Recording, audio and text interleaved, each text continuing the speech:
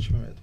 Quando a gente trabalha CLT, a gente tem uma visão, né? A gente tem um chefe, um superior, e a gente sempre tem que delegar, aliás, acatar algumas coisas que eles nos delegam, né? Então você tem hora para chegar, tem o ponto para bater, tem algumas funções para fazer.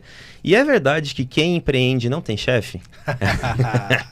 Bom, de novo, eu não sou dono da razão, mas eu acho que é aí que muitas pessoas se enganam, né? Porque começa, eu vou falar um pouco da parte da imobiliária, né? Um pouco da house aí, da construtora.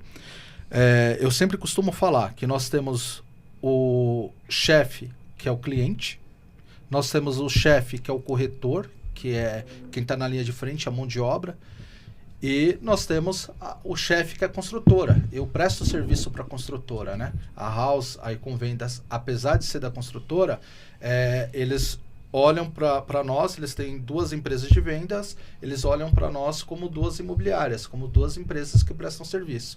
Então lá tem um marketing, tem um pessoal da incorporação, tem todo um pessoal ali que a gente participa da reunião, que a gente, né, independente de função, a gente deve respeito e comunicação a todos ali. Com certeza. Então você vai empreender, o seu cliente é o seu primeiro chefe, é o cara mais exigente. Você sempre vai ter o chefe. E ouvindo agora o Rogério falar, eu também fui CLT a vida inteira, né? Então faz pouco tempo, ainda sou CLT, né? A gente tem um outro trabalho onde a gente dá aula e aí, quando a gente resolveu empreender, você acaba adquirindo dezenas de chefes, porque cada cliente que entra é um chefe que você tem que cumprir, né? Então é um prazo que você tem que entregar, né? É um serviço de qualidade. E aí você ganha a responsabilidade de você motivar os seus colaboradores. Porque você recebe, às vezes você recebe uma crítica de um serviço que foi prestado e você não pode chegar e jogar de uma vez. Você tem que dar um filtro para passar. Às vezes a gente passa assim com uma certa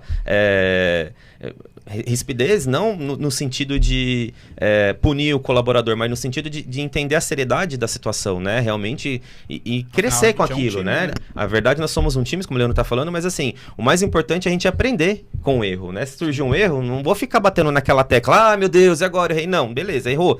Passou uma régua, o que a gente pode tirar dessa situação? O que nós podemos fazer para não acontecer isso de novo? Pontos positivos. Né? E seguir daqui para frente, porque tem gente que às vezes erra e fica, né? Martelando, e você fica naquele loop e não sai nunca daquilo, verdade. Né? É verdade. E essa dica serve para todas as profissões. Boa. Isso que você está falando. É ver os erros, aprender com os erros, é meio clichê.